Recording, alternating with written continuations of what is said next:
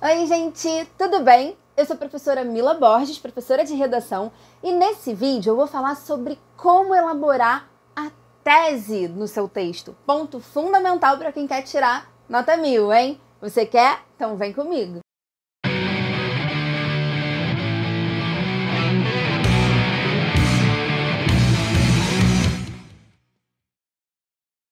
Então, pessoal, eu quis fazer esse vídeo porque a tese realmente é uma parada que dá dor de cabeça nos vestibulandos.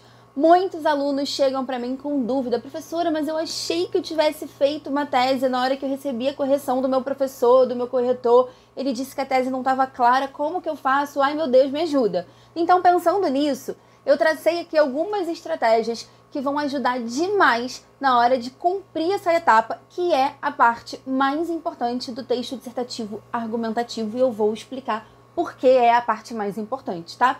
Primeiro de tudo, é importante a gente entender o que é tese, né? O que é uma tese? A tese, a palavra tese, né, tem origem do grego, que vem de tesis, né, que significa proposição. Então a gente entende que a tese é uma proposição que deve ser defendida, sustentada por meio de argumentos ou suposições ou hipóteses, tá? No texto dissertativo argumentativo, a tese é a opinião de quem está escrevendo. A tese no seu texto é a sua opinião, é um posicionamento crítico. Muito importante nessa palavra, hein? Crítico. Não é fato, não é alguma coisa ali que passa pelo senso comum. É o seu posicionamento crítico, ou seja, o seu posicionamento proveniente de uma reflexão acerca do tema, tá? Então, o primeiro ponto aí importante para a gente entender o que é a tese é a gente entender que ela é um posicionamento crítico e que tese é diferente de fato, tá bom? Fato é uma parada que a gente concorda, que não precisa refletir, a gente vê e sabe que aquilo ali é um fato, acabou, né? Agora, a tese não. A tese exige um pouco mais de reflexão, tá? Então, por exemplo, quando eu falo que a fome é uma mazela social, eu tô falando um fato. Eu não posso falar num texto que fale sobre a fome no Brasil que essa é a tese que eu vou defender. Entende? Qual vai ser a tese que eu vou defender sobre a fome? Quando eu começo a pensar criticamente sobre esse problema. Então, quando eu falo assim que a fome, ela é uma mazela social devido à má distribuição de renda e à falta de consciência das pessoas que desperdiçam comida, comecei a formular uma opinião crítica sobre esse problema da fome, que é de fato uma mazela social no Brasil. Ponto chave aqui para você anotar aí no seu caderninho. Tese é um posicionamento crítico, tese é diferente de fato. Um erro muito comum dos alunos também é pegar a frase temática, aquilo que o Enem já deu, que a UERJ já deu, que a FUVEST já deu, que o vestibular que você vai fazer já te deu, e achar que aquilo é tese. Por exemplo, Enem de 2017, tá? Que o tema foi Desafios para a Formação Educacional de Surdos no Brasil. Aí o aluno trouxe um texto para eu olhar. Ah, professora, eu fiz aqui o Enem, dá uma olhadinha aqui no meu texto. Na hora que eu olhei o texto, não tinha um posicionamento crítico. Ele, não, professora, tem um posicionamento crítico aí sim, ó. Eu tô dizendo, eu vou defender ao longo do meu texto que a formação educacional dos surdos enfrenta desafios no Brasil. Mas isso não é a tese, isso não é um posicionamento crítico. Isso é repetição do tema, é a apresentação da frase temática, entende? Então, muito cuidado, porque isso o Enem já te deu. Você não teve que refletir criticamente para chegar nesse ponto, nessa questão. Então, a tese, nesse caso, vai ser o que você pensa, as suas reflexões sobre esses desafios enfrentados pela população surda no ramo educacional, no campo educacional no Brasil. Então, prestem muita atenção nisso para não cometer esses dois errinhos. Mas e aí? Agora que a gente sabe de tudo isso, a gente sabe o que é tese, que tese não é fato, que tese não é repetição do tema, como que a gente faz para efetivamente elaborar uma tese? Tem uma estratégia? Tem uma estratégia? Tem um macetinho? Tem um macetinho, eu sei que vocês amam macetinhos. Então, anota aí, pega a sua canetinha que eu vou ensinar para vocês uma estratégia muito eficiente para você começar a pensar criticamente sobre os assuntos e começar a elaborar tese com consistência, com qualidade, para o corretor ficar apaixonado pelo seu texto logo nas primeiras linhas. Eu falei para vocês que a tese é a parada mais importante do texto dissertativo argumentativo, porque é só você pensar. Se o texto é argumentativo, eu preciso defender um ponto de vista. Esse ponto de vista que eu vou defender é a minha tese. Se eu não sei o que eu vou defender, se eu não tenho convicção daquilo, como é que eu vou mobilizar argumentos, mobilizar conhecimentos para construir um desenvolvimento eficiente no meu texto? Não tem como. Então, esteja convicto do seu posicionamento crítico, saiba o que você vai defender e não perca isso ao longo do seu texto. Não perca isso de vista ao longo do seu texto, tá? Tudo no texto dissertativo argumentativo gira em torno da tese. Funciona, se articula, se mobiliza em função da tese. Beleza? Então vamos aí para a estratégia. Tem uma estratégia que parece boba, que parece muito simples, mas é uma das mais eficientes que existem. Você vai pegar o tema que a banca te deu, vai fazer toda a análise da frase temática, né? Circular as principais palavras, entender o que o tema está te pedindo, tudo e tal, aquela etapa do brainstorm, né? De colocar lá no papel todas as suas informações, isso é um passo anterior. Agora você vai formular a tese. Você vai olhar para o tema e vai transformar aquele tema numa pergunta. Qualquer pergunta. Qualquer pergunta sobre aquele tema. A resposta possivelmente já vai te conduzir para um posicionamento crítico.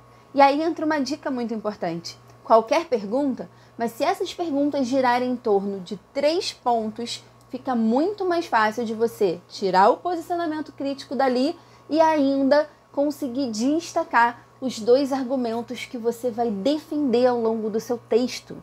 E quais são essas coisas? A sua pergunta pode girar em torno das causas do problema, pode girar em torno das consequências do problema ou dos impedimentos, daquilo que impede aquela coisa de acontecer ou aquele problema de ser resolvido. Gente, não tem erro. Quando você elabora a sua pergunta em torno desses 3 pontos, certamente a sua resposta vai ter um posicionamento crítico e já pode te encaminhar para a construção, para a elaboração dos 2 argumentos que você vai discutir ao longo do seu texto. Temos exemplo?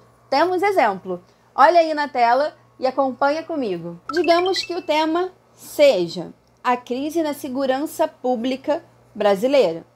Crie uma pergunta sobre isso, né? Girando em torno daqueles 3 pontos: causas, consequências ou impedimentos. Eu escolhi fazer com causas. Então, olha só. Quais são as causas da crise na segurança pública do Brasil? Resposta: a crise na segurança pública tem como raiz o descaso do governo e o despreparo policial. E isso é prejudicial à sociedade. É exatamente isso que eu preciso provar ao longo do meu texto. Já pensando na resposta, eu já coloquei 2 pontos de discussão, que são os argumentos que eu vou discutir. Tese é aquilo que eu vou defender ao longo do meu texto, tá? E o que eu vou defender ao longo do meu texto nesse caso? Olha aí bem marcadinho na tela para você. Olha, que a crise na segurança pública tem como raiz o descaso do governo. Então, no primeiro parágrafo de desenvolvimento, eu vou ter que discutir como que o descaso do governo interfere na crise e também o despreparo policial. Então, no meu segundo parágrafo de desenvolvimento, eu vou ter que mostrar para o corretor, provar para o corretor como que o despreparo policial é um agravante para a crise na segurança pública, beleza? Aí, respondi a questão. Já entendi mais ou menos, já pensei criticamente sobre a segurança pública. Eu fugi daquela história do é um problema, não é um problema. Tá certo, tá errado. Eu aprofundei o pensamento. Eu pensei criticamente sobre o assunto. Falei, não, é realmente prejudicial para a sociedade por conta do descaso do governo, por conta do despreparo policial. Eu consegui pensar criticamente sobre esse assunto, saindo da superficialidade. Beleza, ok, entendi, tudo lindo. Mas como que ficaria isso numa introdução? Como que eu encaixo esse pensamento numa introdução? Modelinho para vocês, texto na tela. Introdução sobre o tema a crise na segurança pública brasileira. Na série infanto-juvenil Power Rangers, toda vez que um vilão faz alguma maldade, um grupo de heróis surge com armas e robôs gigantes para salvar o planeta. Fora dos limites da fantasia, a realidade não se mostra tão esperançosa no Brasil, uma vez que é evidente uma grande crise na segurança pública que prejudica todo o corpo social. Nesse contexto, constata-se que tal problema se estabelece principalmente devido ao descaso governamental para com o setor e à ineficiência da ação policial, necessitando de medidas urgentes para mitigar a questão. Então, todas as vezes que eu coloquei algum marcador de opinião, eu reforcei ali o meu posicionamento, a minha tese. E aí você anota mais uma dica, gente. Usem os modalizadores do discurso. Usem os modais. São palavras, termos e expressões que ajudam a marcar a sua opinião no seu texto, tá? Às vezes uma palavra faz toda a diferença. E esses modais podem ser verbos, podem ser advérbios, podem ser adjetivos, tá? Olha só, uma coisa é eu falar assim, ó, a publicidade infantil é uma face da sociedade brasileira. Isentona, né? Ninguém sabe o que eu penso de fato sobre a publicidade infantil. Outra coisa é eu falar assim, ó, a publicidade infantil é uma face perversa da sociedade brasileira. Uma palavra, um adjetivo fez toda a diferença para marcar o meu posicionamento, para marcar a minha opinião. Então, todas as vezes nessa introdução que eu usei esse tipo de marcador, isso é prejudicial, isso é ruim, infelizmente, indubitavelmente, de fato, né? Toda vez que eu uso esses artifícios no meu texto, eu estou reforçando a minha tese, eu estou marcando a minha opinião, meu posicionamento. E já indiquei para o corretor o que eu vou discutir ao longo do texto. Quando ele olha a minha introdução, ele sabe exatamente qual argumento vai ser trabalhado no primeiro parágrafo de desenvolvimento e qual argumento vai ser trabalhado no segundo parágrafo de desenvolvimento. E isso é muito bom porque o seu texto fica organizado, isso mostra para o seu corretor que você tem um projeto de texto estratégico e isso ajuda você a articular e organizar as suas ideias dentro de uma sequência lógica. Viu como é fácil? Gostou da dica? Então fica por aqui com a gente porque esse canal aqui está recheado de conteúdo muito bom e muito importante para você.